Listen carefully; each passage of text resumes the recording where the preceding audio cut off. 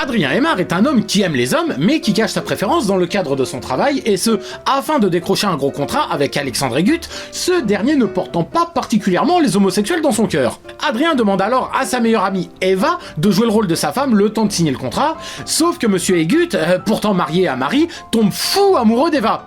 Oui, nous sommes alors dans l'adultère le plus total là. Eva tenant un restaurant servant de quartier général aux homosexuels, il en résulte une série de quiproquos assez amusants tournant tout autour de la sexualité. Ainsi qu'un jeu du chat et de la souris entre Eva et Alexandre, ce qui constituera, une fois le fameux contrat signé, le cœur du scénario. Du je t'aime moi non plus, ponctué par une certaine jalousie de la part d'Adrien, ainsi que par certaines punchlines pas piquées des hannetons, et ouais, clairement, et vu la façon dont je raconte, ça ressemble au synopsis d'une mauvaise série française. Je ne vais pas rentrer dans les détails ni vous raconter tous les sketchs du film pour vous laisser la surprise si vous ne l'avez jamais vu, mais au final et après certaines péripéties, Marie quitte Alexandre qui lui avoue aimer Eva, Alexandre quitte son poste et se barre faire le tour du monde, Eva étant tombée enceinte d'Alexandre décide d'avorter, sauf qu'Adrien désireux d'avoir un enfant s'y oppose. Et hop là, après quelques mois, les voilà parents, Alexandre refait surface lors du baptême, ça finit en ménage à 3 et... fin. À l'heure où actuellement beaucoup verraient dans ce film une succession de clichés faisant passer la communauté homosexuelle pour des grandes folles, ce que je pourrais franchement comprendre si on n'était pas en 2021 dans une génération de fragiles s'offusquant pour un rien, moi, à l'époque où ce film est sorti, j'ai vu un message de tolérance, d'acceptation de la différence de l'autre. Il faut quand même rappeler qu'à l'époque où le film est sorti,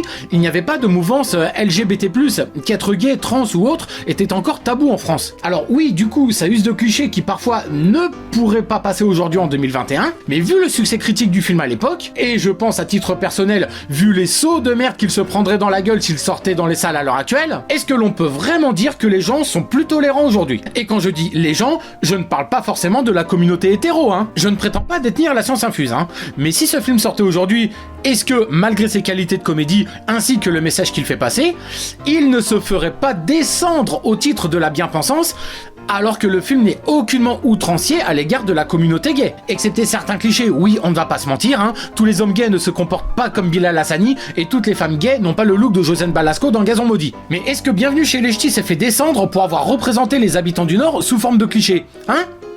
Eh ben non, bien au contraire, ces derniers ont même été les premiers à encenser le film. Mais quand je vois ce que la cancel culture est capable de faire à l'heure actuelle, oui, je me pose la question, est-ce que ce film passerait aujourd'hui? Posez-vous la question, bon vous n'avez pas 3 heures, mais le temps que vous souhaitez.